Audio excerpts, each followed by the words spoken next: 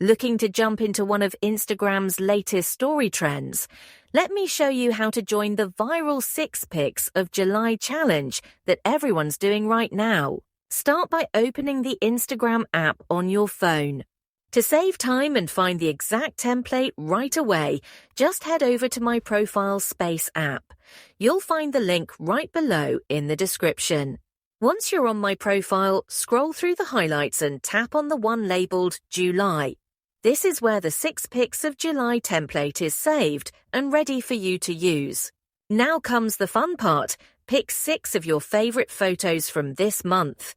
Think summer vibes, fun moments with friends, a new outfit, a spontaneous adventure, or even a peaceful night in. Whatever represents your July, that's what you want to include. This is your space to be creative, so have fun with it. Once you've finished designing your story, tap Save, and then share it to your Instagram story. If this guide helped you, be sure to give it a like, subscribe for more fun Instagram tutorials, and tell us in the comments. What were your top moments from July? We'd love to hear them.